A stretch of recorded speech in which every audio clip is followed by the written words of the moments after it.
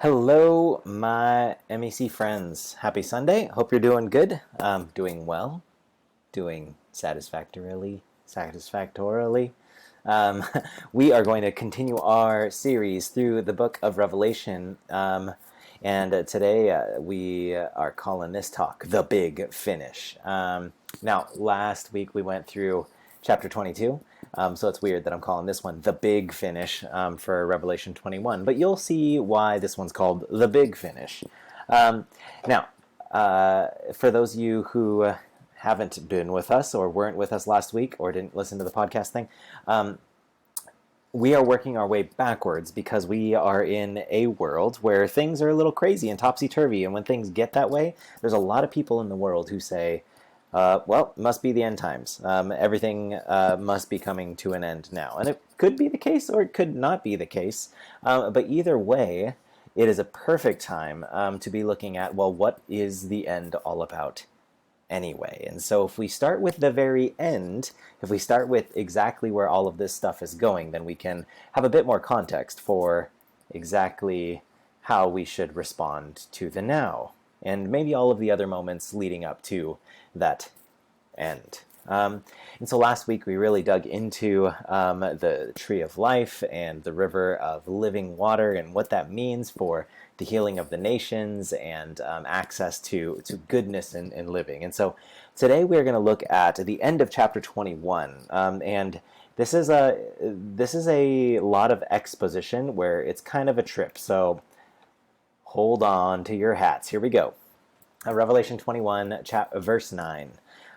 One of the 7 angels who had the 7 bowls full of the 7 last plagues came and said to me, "Come, I will show you the bride, the wife of the Lamb." And he carried me away in the Spirit to a mountain great and high, and showed me the holy city, Jerusalem, coming down out of heaven from God. It shone with the glory of God, and its brilliance was like that of a very precious jewel, like a jasper, clear as crystal. It had a great high wall with 12 gates, and with 12 angels at the gates. On the gates were written the names of the 12 tribes of Israel. There were 3 gates on the east, 3 on the north, 3 on the south, and 3 on the west. The wall of the city had 12 foundations, and on them were the names of the 12 apostles of the Lamb. Now, you may have noticed a lot of 12 going on here, and there's 2 very significant 12s. And I think this is probably a trippy image for whatever John was experiencing when he saw this. He gets taken to a high mountain and sees an immense city, which is the metaphor of the bride, the wife of the Lamb. And now it's not the city, right? So probably it's the people of that city.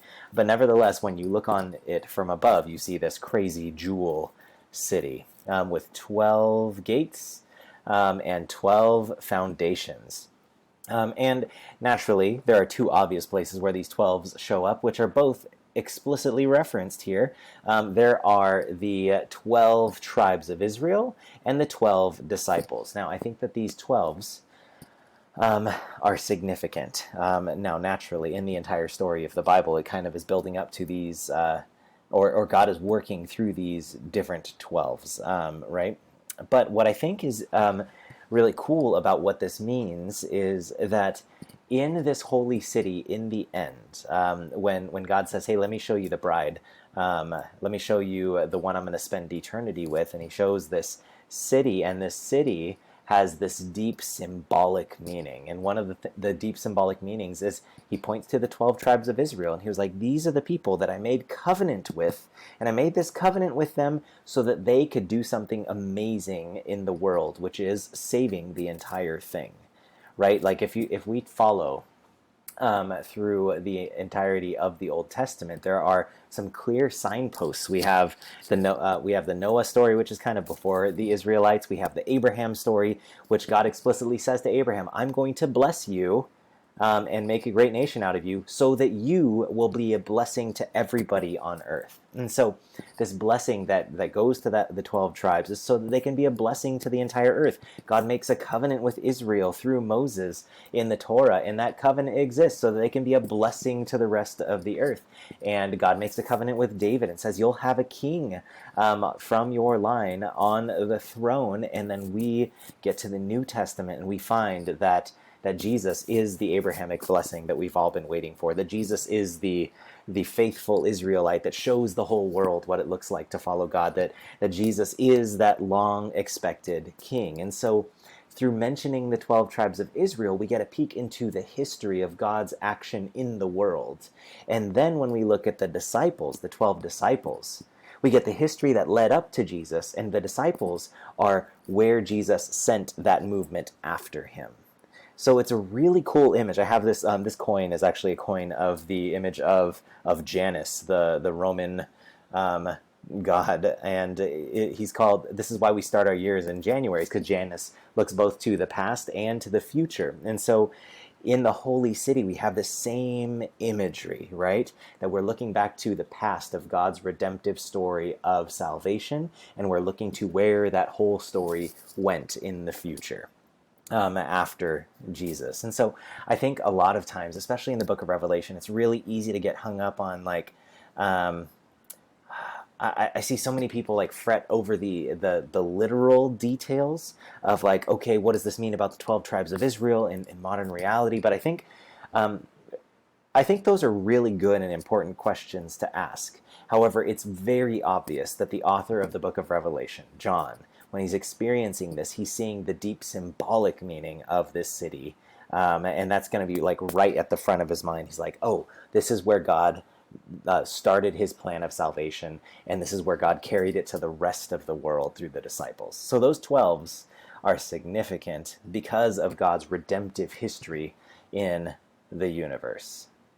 So we've got this city. It's got 12 gates. It's got 12 foundations. Now you might be like, okay, cool. So heaven's a city? Like LA? Like New York? What kind of city are we talking about? Well, good thing you asked. You didn't, but I'm going to pretend that you did, because the Bible gives us some measurements. And who doesn't love a good passage about measurements? By the way, we see another 12,000 here, and we see 144, which is, math experts, 12 times 12. So again, we have this like symbolic meaning of God's redemptive history in the world. Okay, the angel who talked with me had a measuring rod of gold to measure the city, its gates, and its walls. The city was laid out like a square, as long as it was wide. He measured the city with the rod and found it to be 12,000 stadia in length, and as wide and high as it is long. The angel measured the wall using human measurement, and it was 144 cubits thick. The wall was made of jasper, and the city of pure gold, as pure as glass.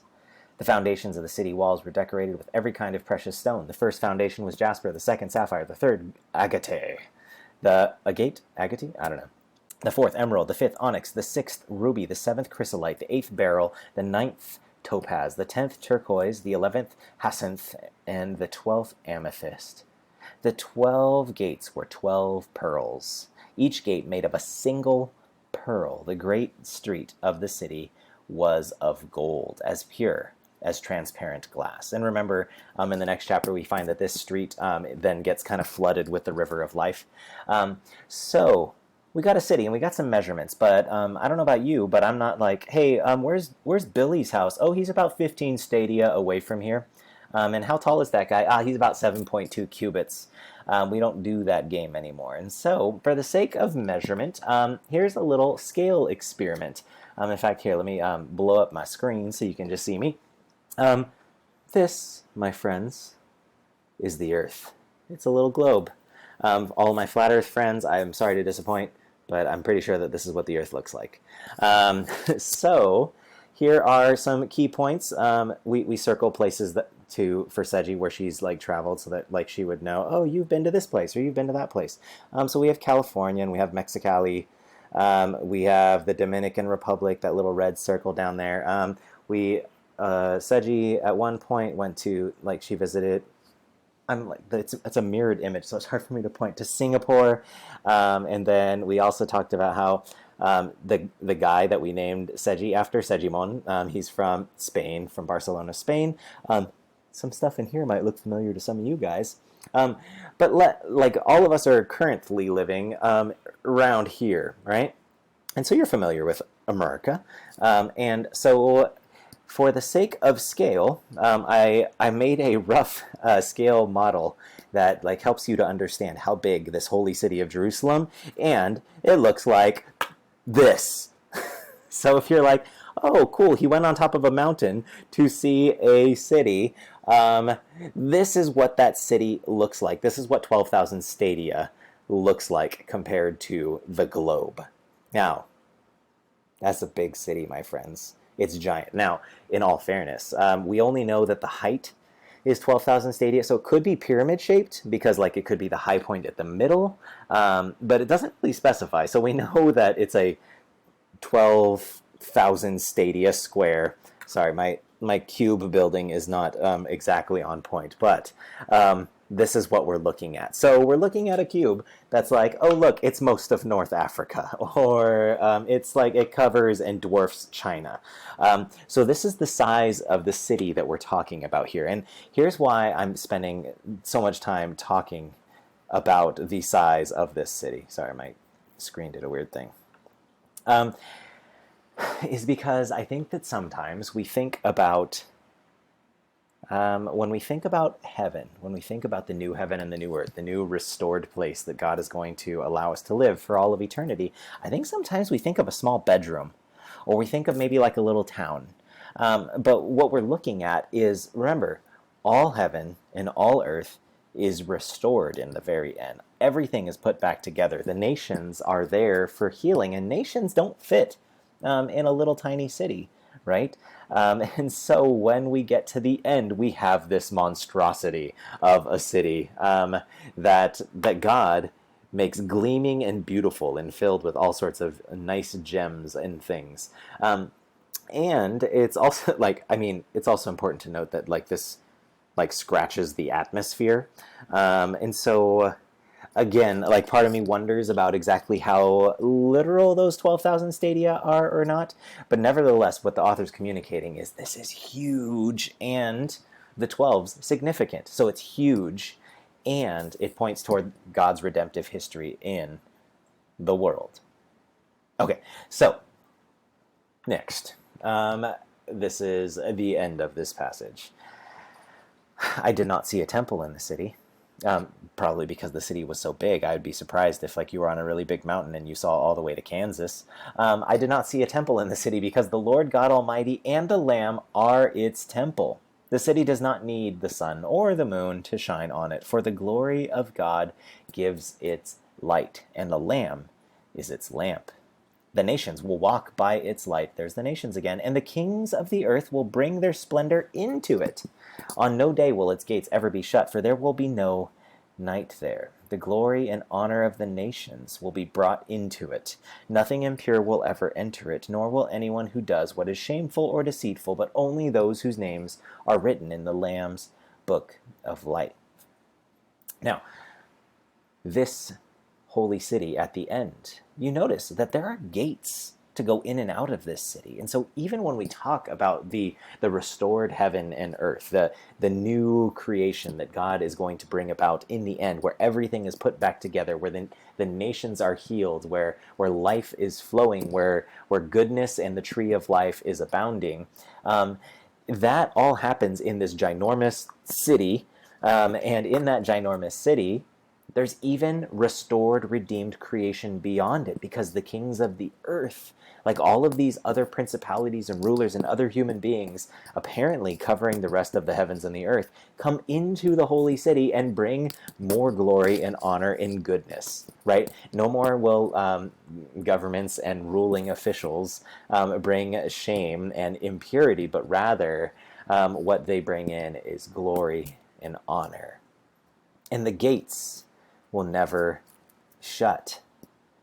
And here I think is a really important point. One question, like teaching like high school Bible for a really long time, one of the questions I get a lot is, hey, like, I'm kind of scared of the afterlife, because like, what if I get bored? What am I going to do for eternity? I mean, like, am I going to run out of stuff to do? Like, can I just play video games? But how long will that be fun? Or like, and what I've discovered is that usually a lot of the fear about the afterlife, a lot of the fear about like, even like a good afterlife, right? Even a good restored heaven and earth. I think sometimes it can be a scary thought because it's forever, right? Um, and I think forever can be a scary thing when you think the end is confined to a little tiny space. But what we have in Revelation 21 is pointing to the incredible bigness of the end. We are not going to be like locked in a cell for eternity, like singing worship songs, and like maybe the jams will be super good, and we will sing those. But like we will have this big, beautiful thing to be a part of. Like I think all of the gems, all of the sizes, all of the numbers, they're all pointing to significance. And so when we look at the end of the story, we have something big to look forward to. It's not just, hey, we're going to be in a place where there's no more sin. That's super cool. We're going to go to a place where we're healed. That's going to be super cool. We'll go to a place where there's no more racism and injustice and people hating each other. That's awesome. I'm so glad that that's the place where we're going.